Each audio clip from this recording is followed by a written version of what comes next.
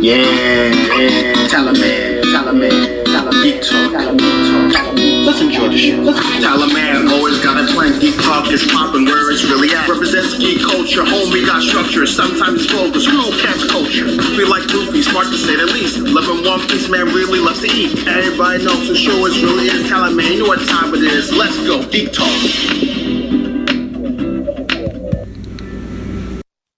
Hello and welcome. We got another episode of Geek Talk with Tyler. As always, I'm your host Tyler, and as always, we got another great guest. Ryan, how you doing today? Doing well. Thanks for having me, Tyler. Thank you for being here. Before we go any further, I'd like to thank Pink Poodle Productions for sponsoring this episode and for introducing us. Now that we've got that out of the way, Ryan, would you like to introduce yourself, who you are, what you do a little bit of a self-promotion there? Sure. I love self-promotion. I'm Ryan Magnan with Pandemoni Toy Brands. We're creators of 2021 Toy of the Year finalist Alternation and the upcoming manga series Tankdrome. Manga series or comic series? Westernized manga. So, Well, I mean, if it's manga, are we reading it the same way manga is usually written? Yeah, you mean left to right? Yeah. Versus, it's probably going to be right to. I'm sorry, left to right is American. Right to left would be manga. Yeah, it's going to be left to right. All right, so the way Americans would usually read it. Yeah. So it's kind of like the Impossible Burger of comics. Correct, exactly. That's actually going. I'm going to steal that and use that in our commercials. And as long as you give me credit for it, and I do have viable proof that I said it first. Okay, there you go. That's all that matters is the credit. All right, rock on.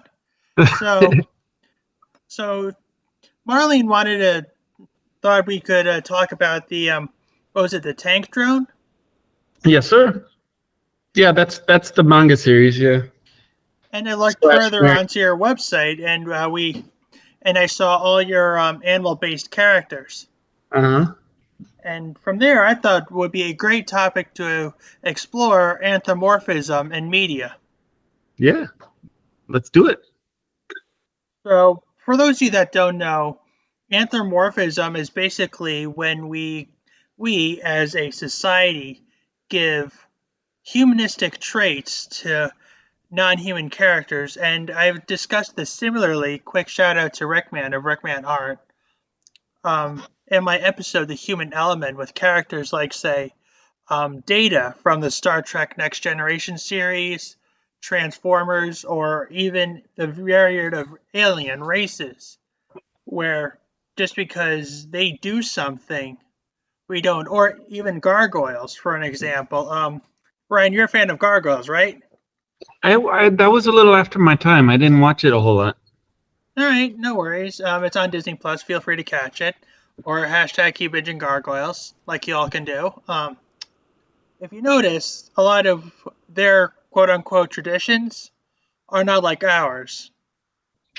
Like, for example, they typically don't name their offspring.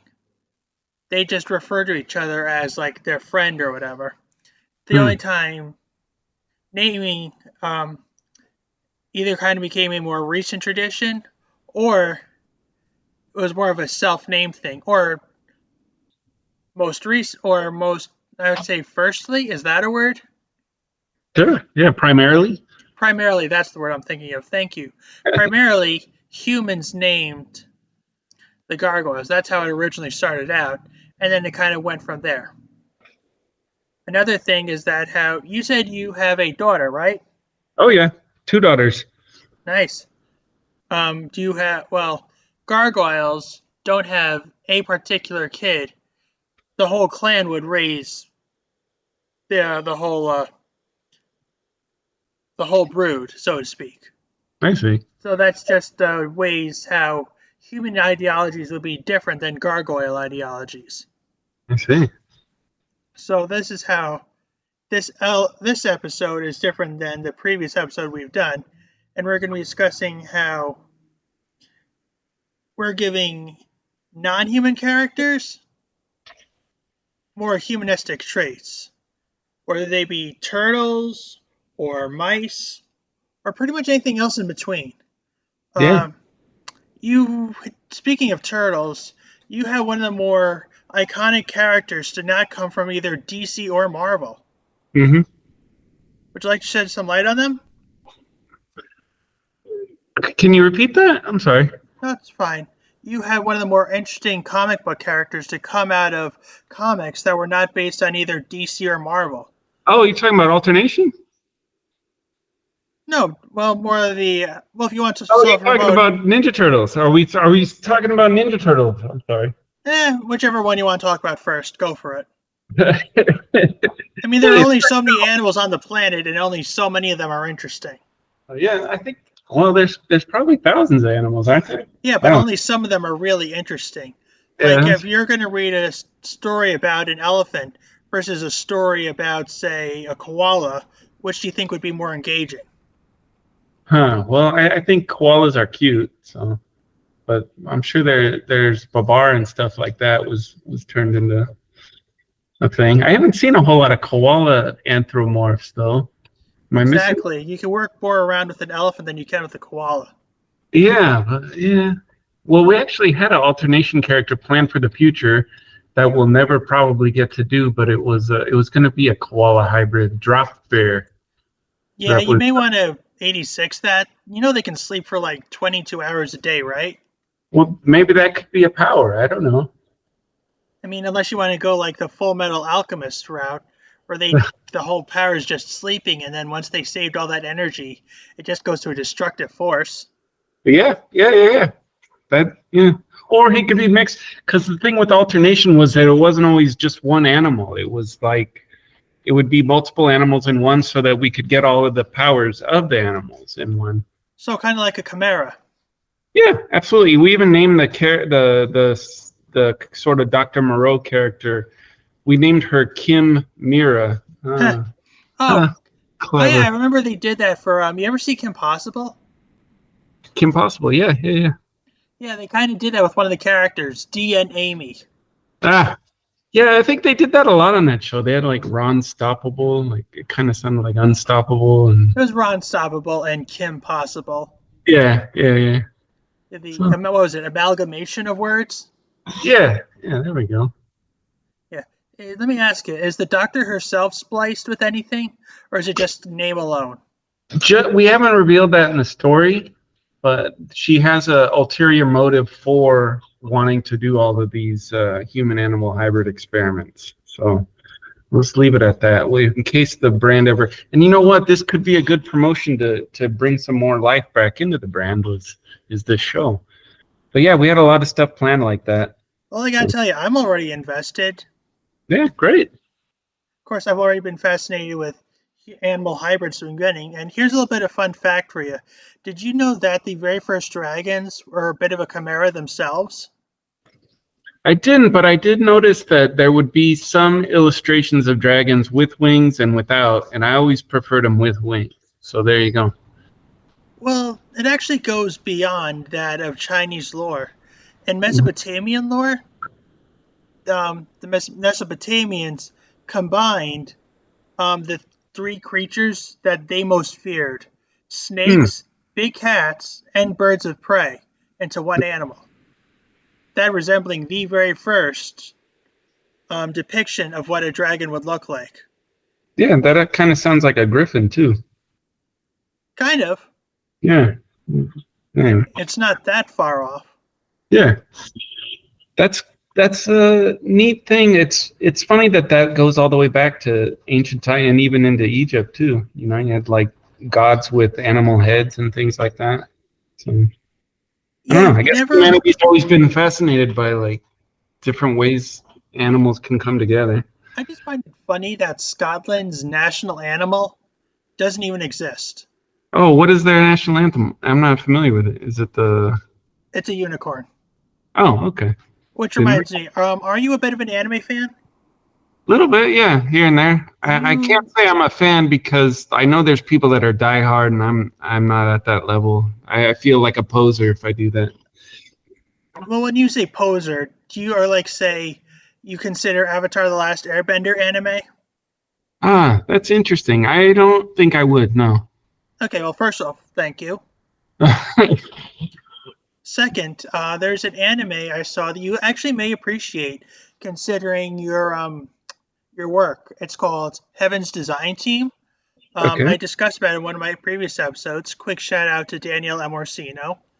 Um, Basically, it's like a weird low child of biology and engineering, Mm-hmm. and it discusses why many of the creatures that exist today are why they exist today, and why many of the fantastical creatures that don't exist, well, won't exist, like unicorns and stuff. Hmm. Interesting. It's a seasonal one, only 12 episodes long, and definitely worth a watch. And it's a nice break from your isekais, your shonens, your ekis, because they need to exist. Definitely recommended watching. Did you ever see there was a since we're on the topic, there was a I think it was an Aftershock comic. I don't remember the name, but it was something like animal. But anyway, it was about what if all the animals became sentient all at once. I can't say that I have now, Wow, I wish I can remember the name. It's something like but it Animali. was Aftershock, right? Yeah, it was Aftershock. Uh, that was a really good. People. I assume people listening to the show would be interested in, you know, I mean, if in you look Aftershock comics and or Aftershock episodes, was it? um, no, that yeah, Aftershock comics. Okay, so Aftershock comics, I'm sure they'll find it. Yeah, it was one of their bigger ones. It's been a while since I read it. Well, there you go. No, I should have prepared for this show. Yeah. I mean, how many comics are there Aftershock? It's like, okay, which issue of Spider-Man is it? It's like, oh, I don't know. It's like, you see the problem we're working with? At least Right, right. Aftershock isn't as big of a name as Spider-Man, where you have to narrow it down to which Yeah. continuity and which issue number. Well, we got Google right here, and I can, you know. Well, while you do that, I'm going to mention. Animosity. I knew it was some clever name like that. Right. Well, there we go. But yeah, that was a fascinating series. Like everything down to the bees were talking, and they were saying, "Hey, don't, you know, like we don't want to be pollinating just for you," and stuff like that. And it became it's just a really fascinating topic. Yeah. All right. So, Yeah. good call. And Yeah, promoting somebody else's work. There you go. all right. That's And okay. speaking of the matter, I think I am going to do that by doing. Are you a DC man or are you a Marvel man? Well, I've kind of put away both, to be honest. I used to be like Marvel up, except for Batman was better, but now I kind of just go into the indie stuff and All manga. right. Well, one of my choices was Gorilla Grodd Oh from yeah, DC lore. yeah. Oh okay. He still retains forms of anthropomorphism, like Mhm. his ability to speak. He's from Gorilla City in Africa, Mhm. but he still walks like a gorilla, Mhm. and he has all these different forms of weaponry and whatnot. And like humans, he hates a group of people. Although, granted, it's specifically humans, Mhm. but I mean, I think that counts, right? Sure. Yeah. A less than favorable trait to have in humans, but Yeah. Yeah. hey, a racist gorilla, that sells. Speciest, I suppose. A speciest? Speciest? I don't know. That's kind of like the Planet. Oh, that's another brand I like a lot. Was the Planet of the Apes. Did you ever get into that? You know, I wanted to mention that, but I thought I should have at least one comic. I should have one comic book character Yeah. in my repertoire, all things considered. So I went with that one. Yeah. And I do have at least a couple movie characters here. Yeah. Yeah, I guess the thing I always got into about Planet of the Apes, it was that exact same thing you're kind of talking about. It was, oh, what if it was humans that were hated? And then they kind of it maybe there was themes of animal rights, but I think it was more about class structure and I mean, let's call a spade to spade. There's no way that film wasn't based on Animal Farm. you think so? That's interesting. I haven't considered that before. I mean, it kind of does have ties to communism. You think? How do you see that? Well, slave trade, um, forcing humans to do things that they naturally don't want to do. Okay, I'm that's pretty sure interesting. there's an uprising there somewhere. Yeah. Well, I mean, I definitely they had like the certain apes that were protesting the war and stuff like that. So And not yeah. to mention how they got certain apes typeclass, like how the chimps were the more peaceful ones, but the Right. Right. gorillas were more the what you call it, the aggressive ones. Mm-hmm. But the orangutans were always the smartest ones. Mm-hmm. Yeah. But Yeah. then when That's the reboot happened, it's like the gorillas were still the strongest ones, but the chimps were the smartest ones, and the orangutans were the more sound ones, I want to say. yeah. It wasn't as definitive in the reboots, I think, or I guess it's I don't even know if those were reboots or sequels or what. Well, prequels, if anything. Yeah. Well, I mean, I guess because they had the time travel in the original series, so it's all Yeah, kind of. time travel's a bitch. I have no respect for it. Oh, really? All right. You know, it's like when.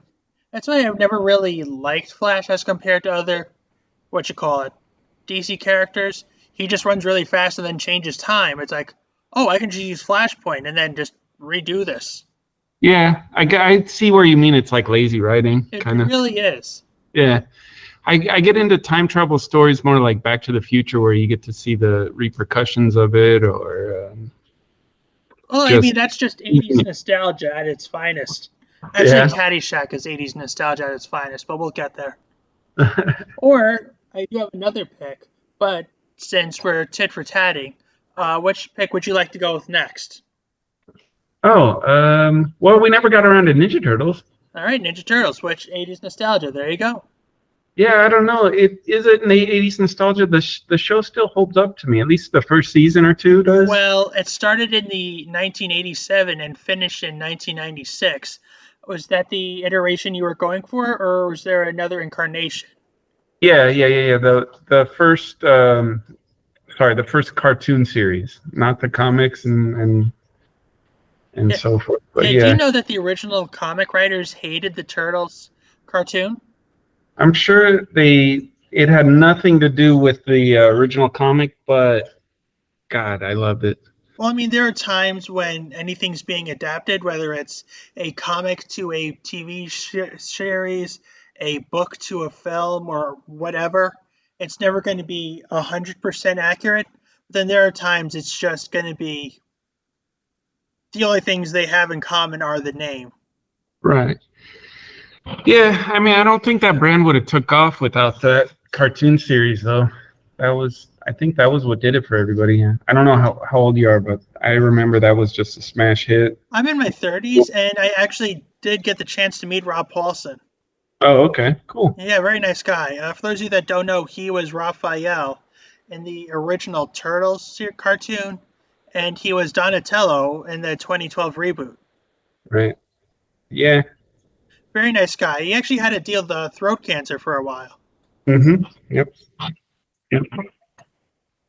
But yeah, the original series, to me, it just blended so much weird stuff. It was like ninjas, it was sci-fi, it was aliens, it was a giant Death Star on tank treads, with an eyeball on top. Now, it was just something about it just very visually fascinating to me. And then also everything around that time, superhero or action cartoon wise, was very serious, and it had a wacky tone. So all those things to me contributed to it, and I don't know that any of those. Let's see, a few of those things were pulled from the comic, but most of it was original to the cartoon. Well, I know Bebop and Rocksteady were. I mean, I'm going to give a quick shout out to Mr. C here. Um, Bebop and Rocksteady were two examples of characters that started off as filler, but that gained such a hype that they were eventually written into the comic. Other characters include Harley Quinn from DC Comics, X-23 from the Marvel Comics, and Lockdown from the Transformers franchise. Mm. Yeah, I guess that happens. But never Tariel from The Hobbit, because elf dwarf romances don't need to happen. All right. Well, yeah, I'll agree with you on that. I mean, that's just my opinion. the Hobbit movies could have just been two movies. Hate me if you want, but if you read the book and then get into a bit of the unfinished tales, it would make more sense. Yeah, yeah. I didn't get into the Lord of the Rings a whole lot, so I hope I don't lose my get kicked out of the chat here. It's not for everyone. Yeah. But turtles are a very iconic pick, considering how non-cartoon, how their fact that they're not DC or Marvel, that they're one of the more iconic comic book characters of all time. Yeah, that didn't come out of DC and Marvel. Yeah, for sure. Right, but as long as we're talking about a ragtag group of animals, I am going with the bad guys from the movie The Bad Guys as one of my selections, and I do this because they automatically know who they are. Like, if people are just going to view us as bad guys, then you know what? Why not just roll with it? And they use their skills to become somewhat of a heist and family. You have a wolf that's kind of like the brains of the organization, a snake that serves as like a safecracker, a tarantula that's a hacker, a shark that's a master of disguise because logic, and a piranha that's the muscle. Which, funny enough, was actually based on the book of the same name. Hmm. Yeah, good for DreamWorks for using lesser known books instead of Disney that goes after every German fairy tale. Well, yeah, and beyond Germany too. Well, they focus on the mostly German stuff. Right. Yeah. I mean, without doubt, arguably their most famous works come from somewhere from Europe. Right. And if you could say, oh, what about The Lion King? Newsflash, that's basically Shakespeare in Africa. That's true. Yeah. Partially, but yeah. Yeah, that's a good point. But you do have you seen any of the other DreamWorks films as of late? Let me think. The last DreamWorks film I saw. I can't even think of what they done. I actually have kind of like sworn off a lot of new movies just because I hope that's not a like a it's an embarrassing thing to admit on. Is it because you don't want to deal with wokeism, or is it because that there are so many classic movies you want to watch, you want to get to those first? I do watch a lot of classic movies, and yeah, I'm sort of tired of the political stuff and just the reboots all the time. And I can't blame you on either or. Yeah. It's like every time something new happens, it either needs to get overly political or they have to make some change for one reason or another. It's like, Yeah, or you get both in something like the Disney remakes. So, but yeah, I don't like putting politics and kid stuff. I don't do it with my own company. I mean, there's some level where you'd say, well, everything is political. I suppose there's merit to that. Going back to George Orwell, that's something he'd said as well. But I believe that. But he said that all art is political. He wrote a whole essay, a series of essays on it. I guess I think it's all the more the nuanced things to say about it would be that all art influences cultural action. So this wasn't one of my picks, but an honorable nomination, now that you brought up George Orwell, would have gone to Animal Farm. Yeah, I loved Animal Farm in high school. That's sort of what put me on to a lot of, it inspired a lot of what I do artistically. Beyond 1984 as well, but no animals in 1984 that I can recall. Well, at least any as memorable as within the name Animal Farm. Right. Yeah, the entire book, other than the farmer, was animals. Yeah, I mean, there were some shady businessmen, but it really does make you think that all power does corrupt, and power corrupts absolutely. Correct, yeah. It's Lord Byron, right? I believe so, yes. Yeah. I think, yeah, that would be my. We had talked a little bit ahead of time. What would be my pick for characters that aren't walking on two legs? I forget. Quadrupeds would be, I guess, the term. Bipedal. Quadrupeds are basically characters that walk on four legs. Right. The ones that would be quadrupeds, I would pick the characters from Animal Farm. Yeah, Old Mare and all those guys. Napoleon, Snowball. And poor old Boxer. Yeah. But I gotta tell you, a lot of these people, and I do appreciate that we have new ideas. It just feels like a lot of the times now, a lot of these current books don't have any representation for anything. It's just they are stories. And to some degree, I do appreciate that. I feel like there are times where I feel like I wouldn't mind a little representation for something. Like themes and more kind of like how the pigs in Animal Farm were the greedy and the sheep were the brainless, sort of. Right, and how Boxer represented the loyal working farmman of Russia. Yeah, I get you. That's something I always, again, I put into my work is to put. There's always a theme. It's not necessarily that.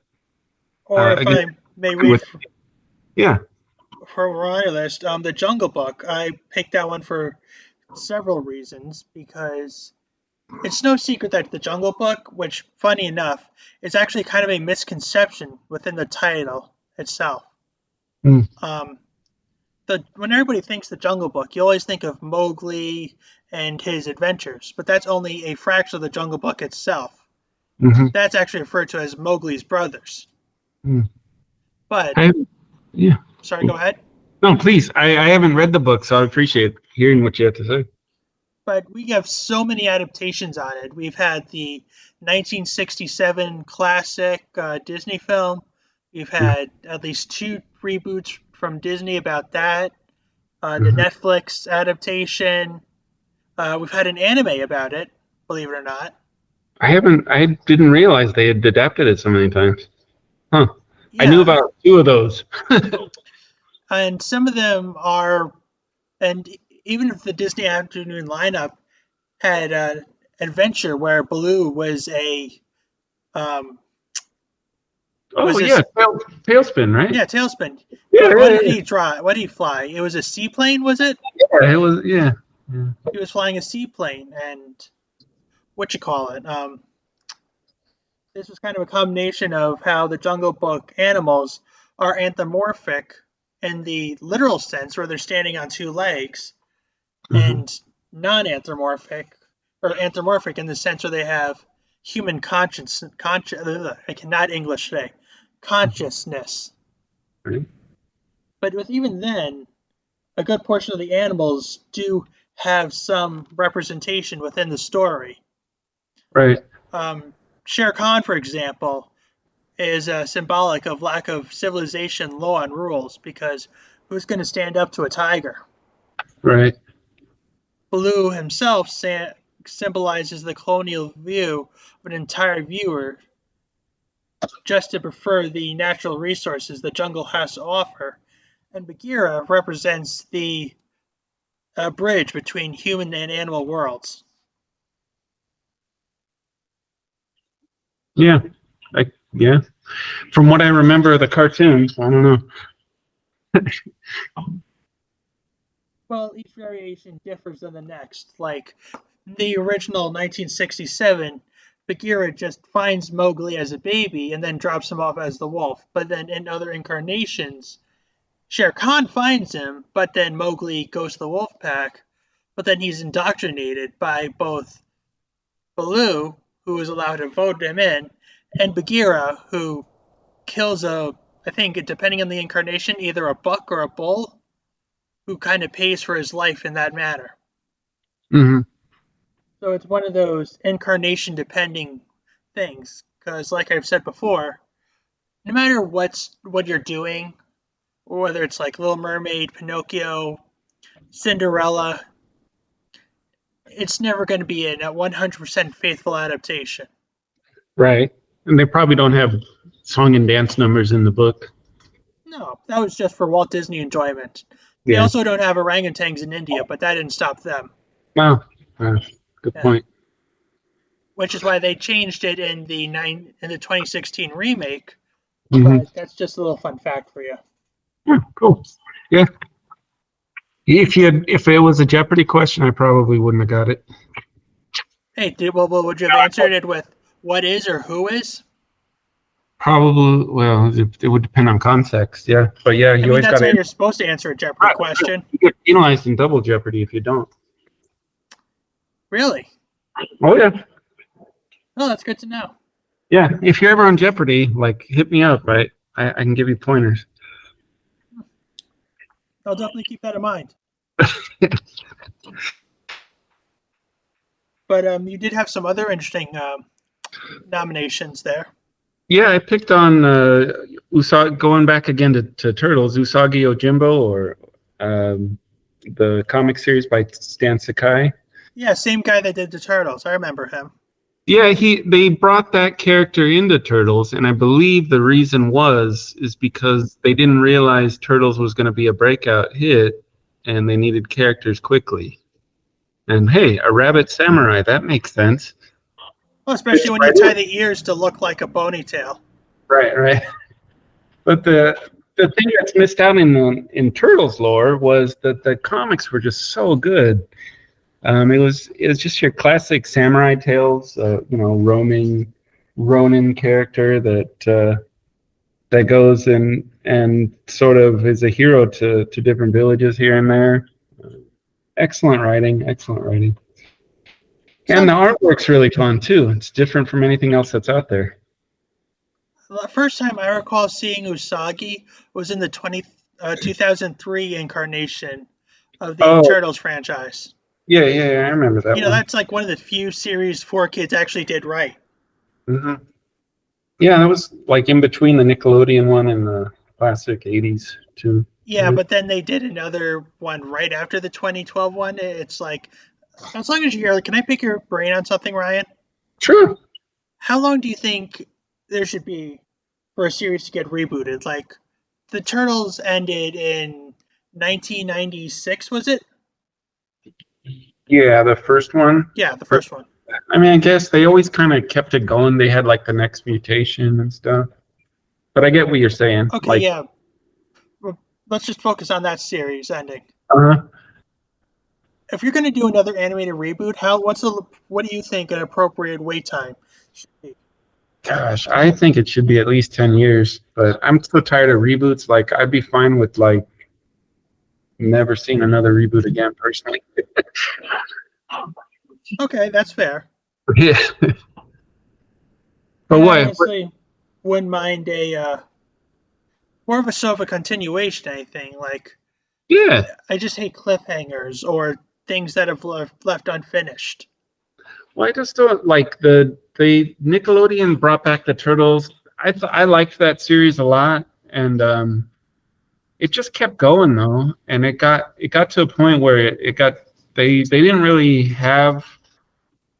I don't want to criticize them or anything. It felt as though they were running out of stories to tell. I mean, look, it's fair. Look, Nickelodeon was the same studio that gave us SpongeBob, Avatar, and even cult classic shows like Angry Beavers, Invader Zim, and Rocko's Modern Life.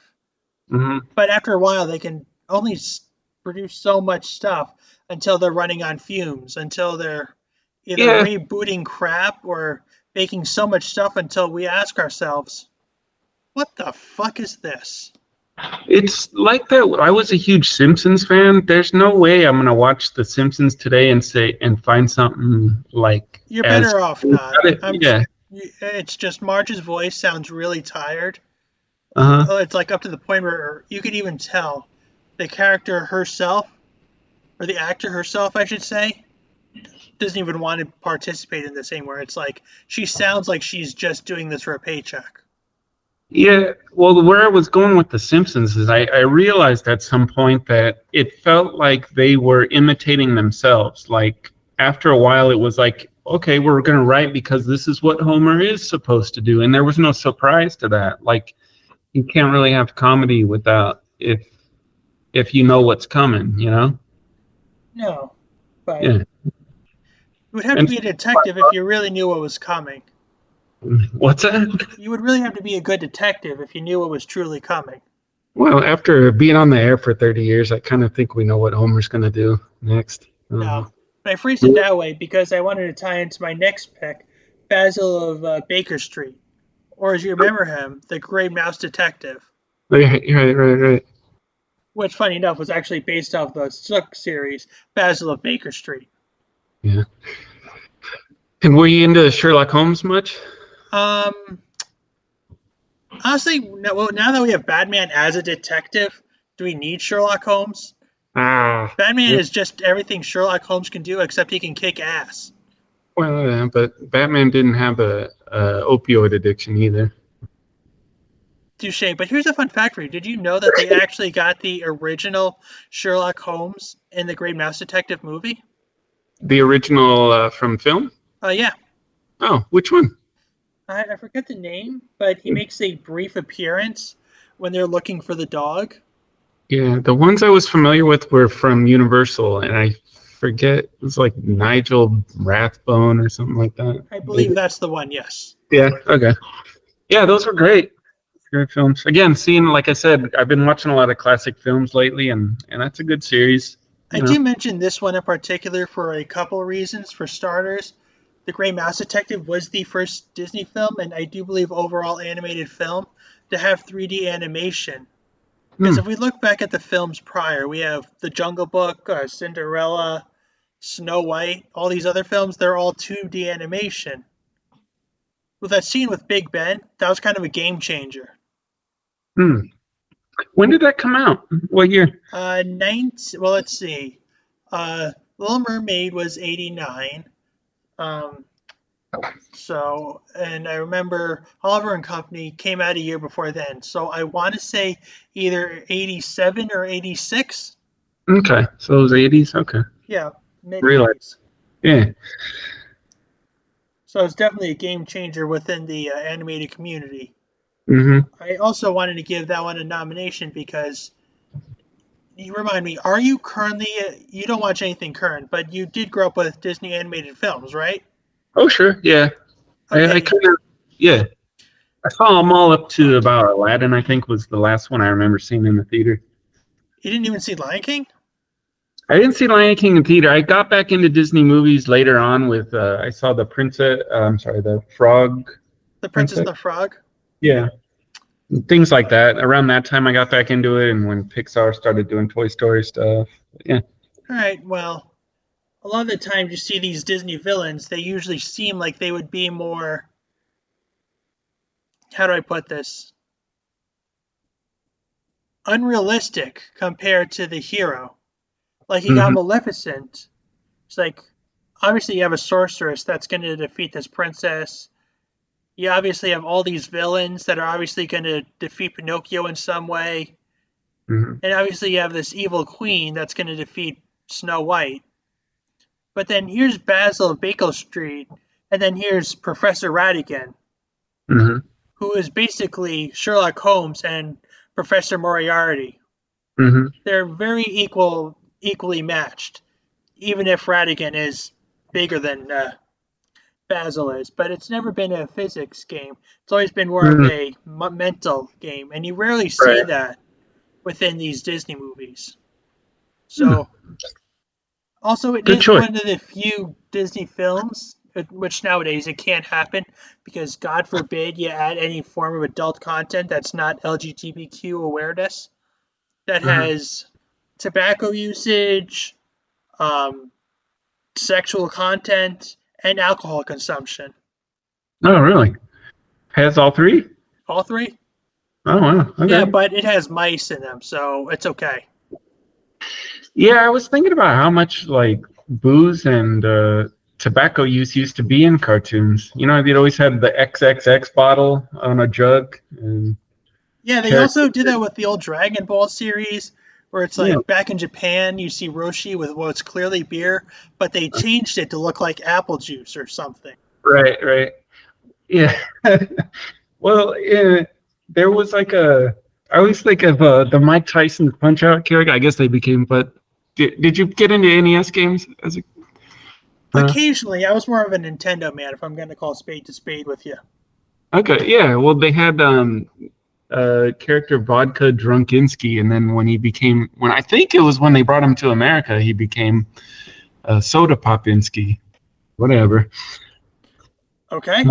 Yeah, it was like I don't know, but again, going back to like the changes to like whatever the culture and like sensitivities that whole game was a bunch of stereotypes of like fighters from around the world that the Russian guy was a drunk. There you go. I mean, have you seen the Disney movies as like pretty much anything pre-Dark Ages?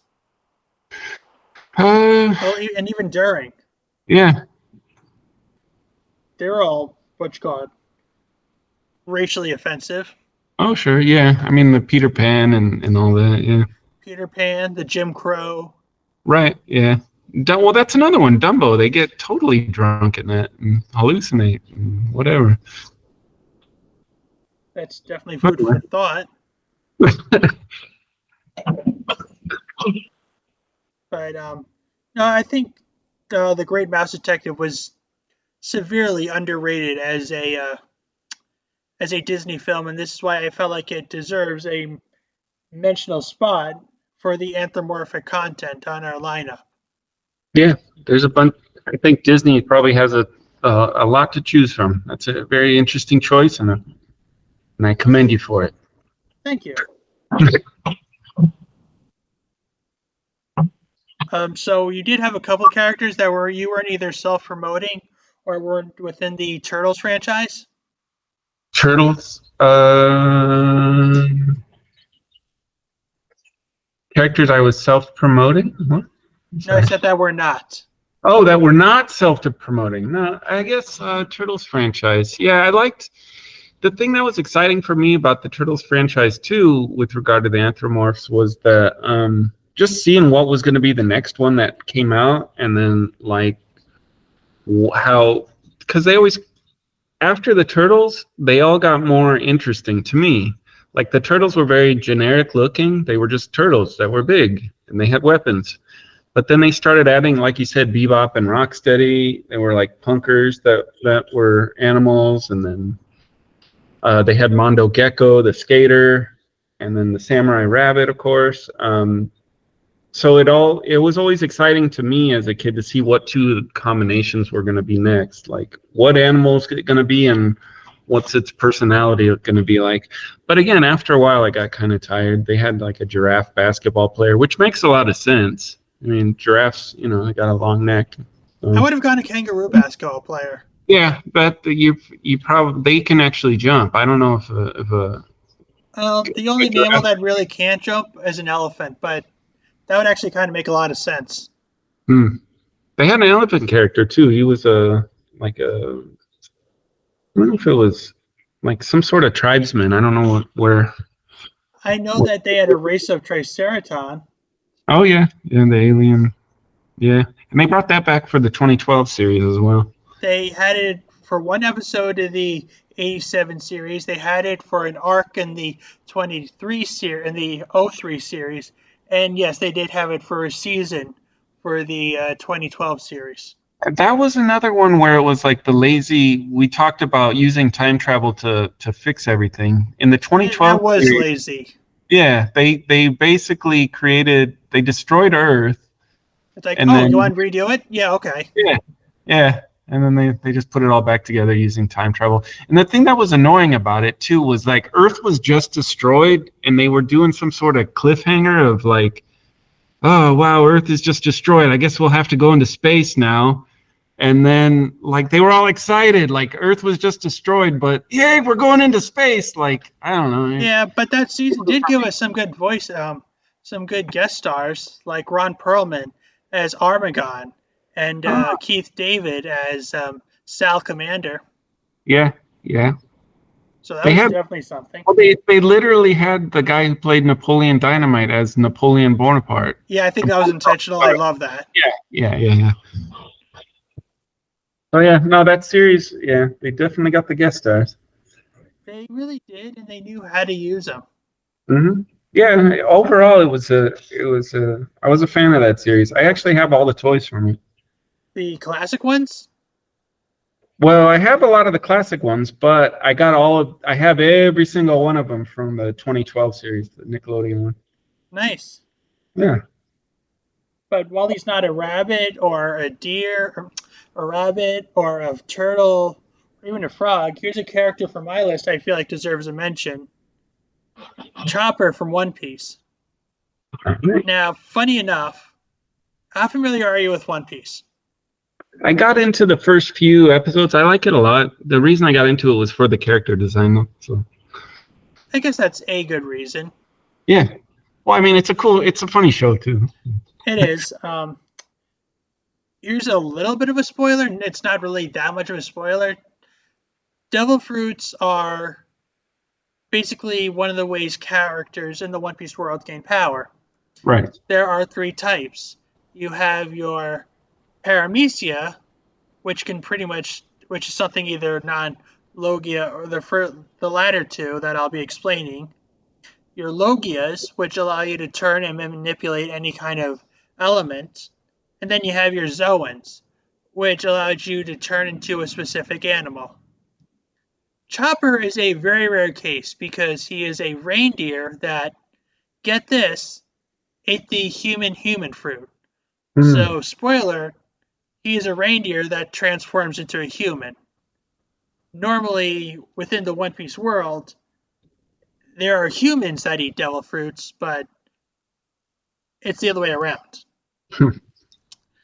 But there have been times where non-human or non-animal characters eat devil fruits, but the only ones we've seen are in fact Zoan users. So think of that as you will. But Hmm. like all great stories, Chopper was inspired by Rudolph the Red-Nosed Reindeer. Hmm. Kind of had a depressing backstory. His blue nose is similar to Chopper's, except Rudolph. Rudolph's. Thank you, I was spacing. Uh-huh. Except it doesn't glow. But even then, what makes them different is that your standard Zoan user has three forms. Their base form, as in what they are before they ate the fruit, their full beast form, and then their hybrid form. But Chopper has the ability to transform into all these different variations. Um, Originally, it was only accessed through medication called the Rumble Ball, but post time skip, through training, that wasn't the case. So I thought that would be an interesting to mention there. Yeah. Well, So I'm gonna go with. Have Did you ever get into Thundercats? I got Thundercats was before my time. Yeah. I did catch the 2011 reboot with Will Friedle. Uh-huh. I was kind of disappointed that they ended it after a cliffhanger. I see. Yeah. The original one was kind of, who animated that? What was it, a Ralph Bakshi thing or? I don't know. It might have been. What's it? I mean, I'm not sure. it definitely looks like the same people that animated the Hobbit movie, right? Kind of. Yeah. I don't think it was them though. I don't know. It's gonna kill me. Or no, Rankin Bass, I think it was it. Might have been. Yeah.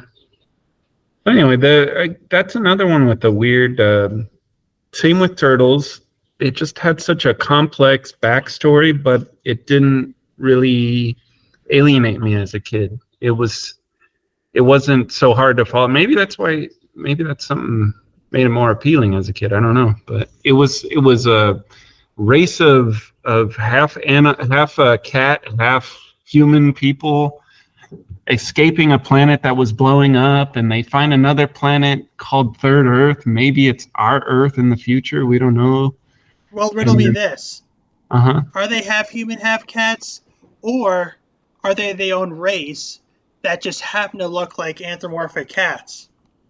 Well, it was probably the latter, but Yeah. Well, As a viewer, I just saw, hey, cat people. well, it's like how Superman. It's like every time you see an alien character, it's like, oh my god, why is it that all these aliens look exactly like people? Whether it's Yeah. Goku from Dragon Ball or Yeah. Superman.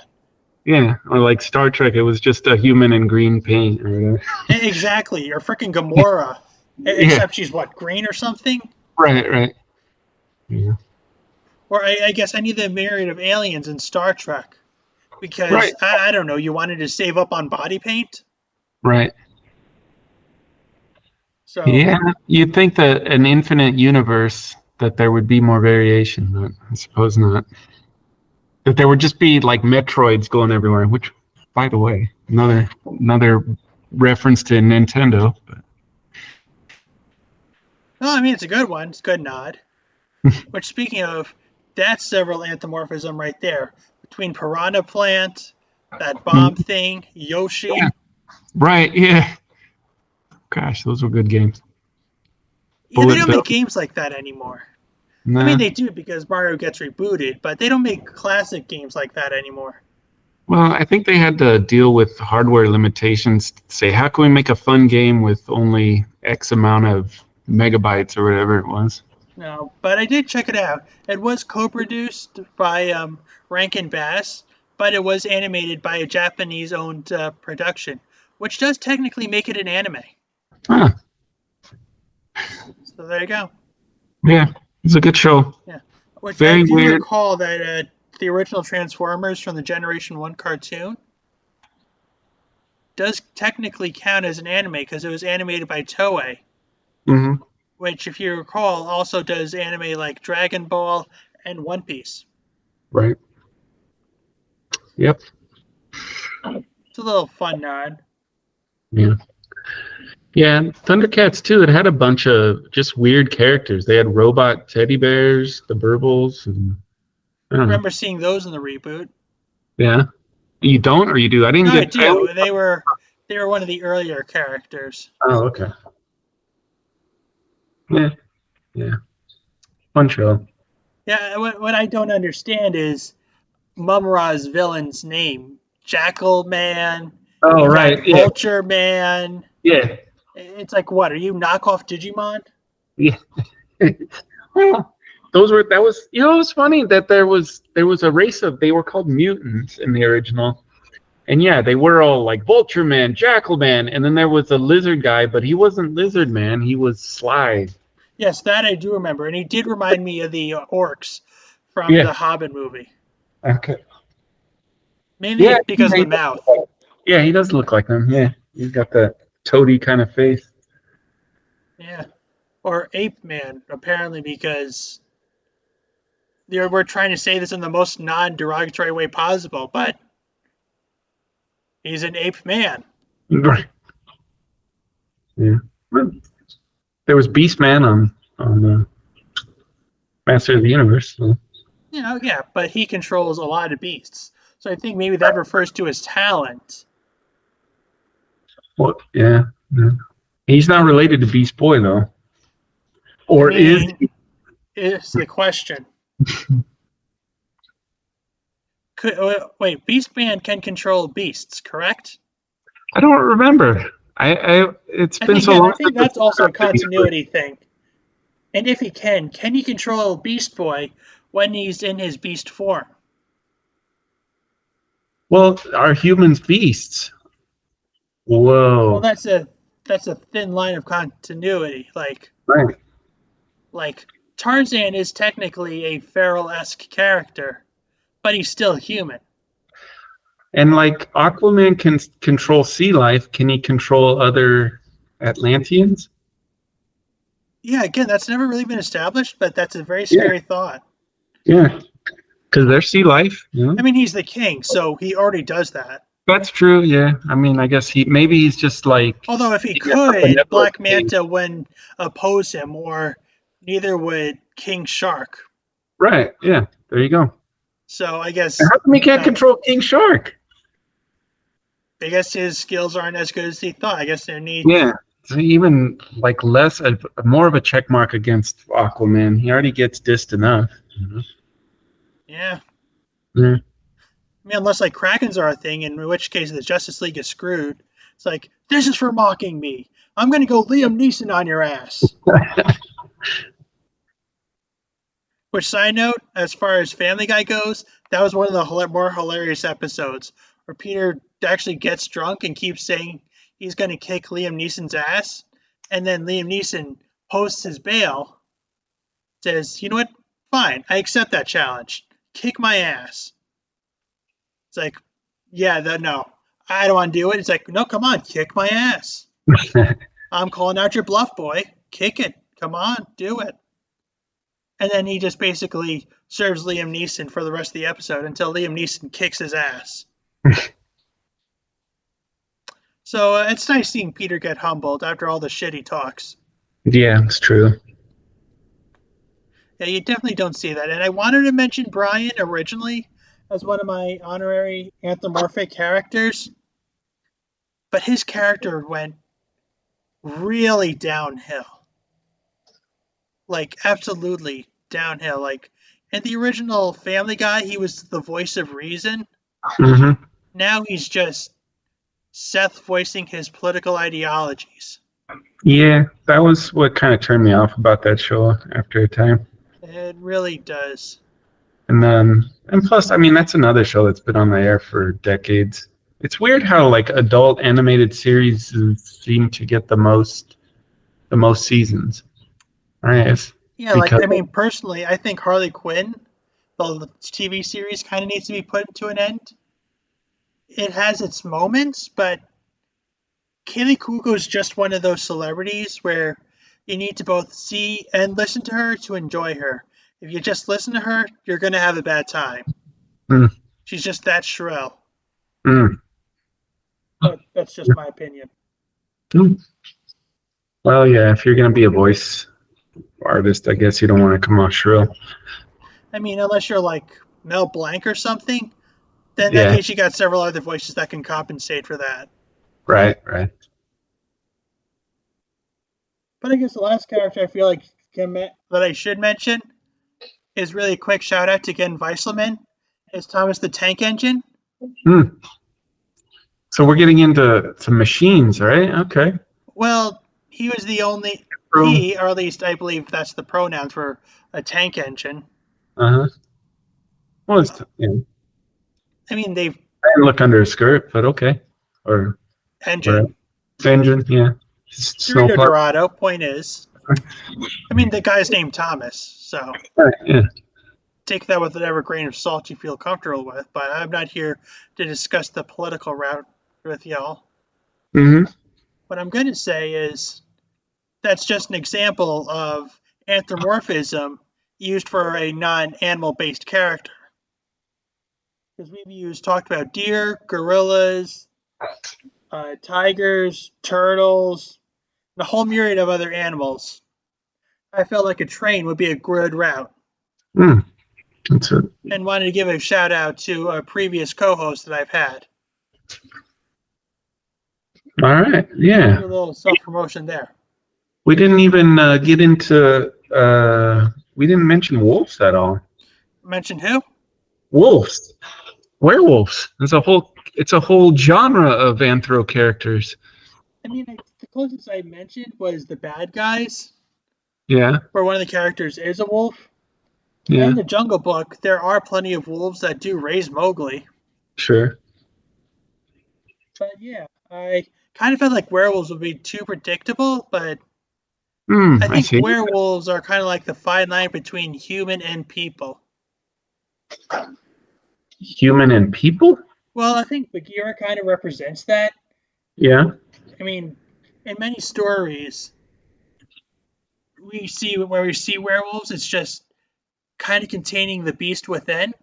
Right. Whereas Bagheera is literally the bridge between human and animal.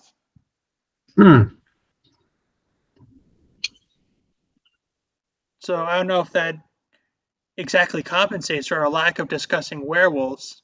Yeah, no, I think that makes up for it. That's a nuanced look at it, I think.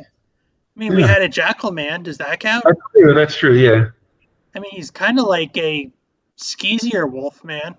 Right. Yeah. Like I think jackals are kind of like scrawny wolves anyway, right? Yeah, they're bone pickers of the wolf world. Yeah. Well, scavengers. Yeah, I mean, they can hunt, but why hunt when you can get somebody else's leftovers?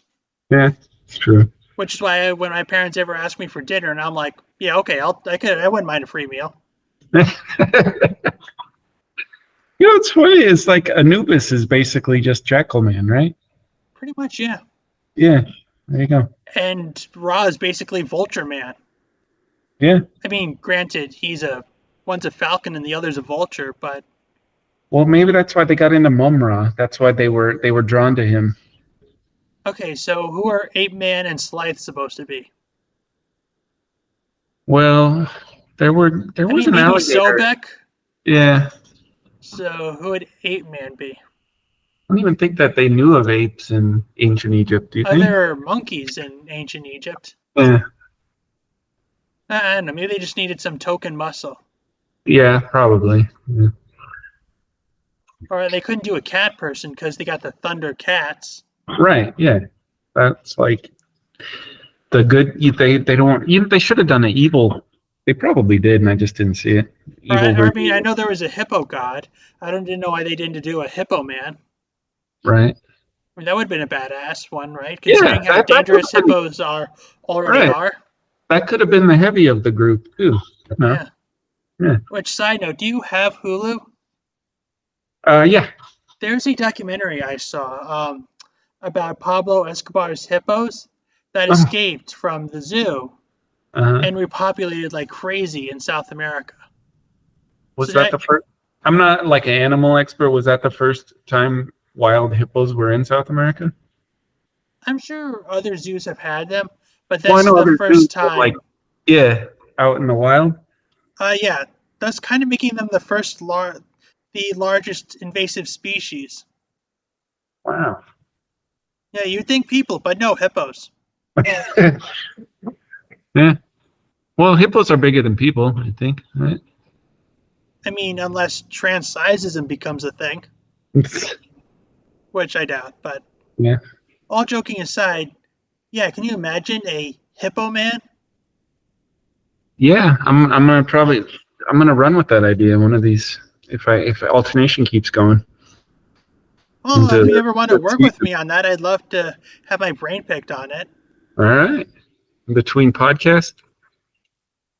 Sure, sounds good with me. Sure. I'm already working on several other projects, but it's always Cool. nice to collaborate with people. Absolutely. Yeah. Are you what are your other projects you're working on? I don't want to give too much away, but basically I'm working on an X-Men audio series. Oh, okay. I think I might have saw it on your did you post something on it on Instagram? I did. Marlene, quick shout out to Marlene Sharp, is actually making a guest appearance in the episode Wolverine versus the Hulk. Oh, okay. But the series itself is going to be called The Undateable X-Men. Yeah, that's what I saw. I didn't know if you were wanting to give it away too much, but yeah, I saw the hashtag. I don't want to give Undateable anything too much about it because it's still in development, but yes. Yeah, I saw your hashtag on Twitter for the Undateable X-Men. It's already blowing up. I don't know if I'm blowing up, but there we go. Well, hashtags help. Yeah. I believe, ever since I did the episode with Greg Weisman, I've been using hashtag Keep Binging Gargoyles, and between the comics continuing and the game being revisited, I think it's been helping. Cool. So, yeah. So to everyone listening out there, if you want something to take off, a little hashtag couldn't hurt you. Yeah. Like if you wanted to put an alternation hashtag out there if you're a fan of it and wanted to keep it going. I get a lot of letters on that. And where can they find your work on altercation?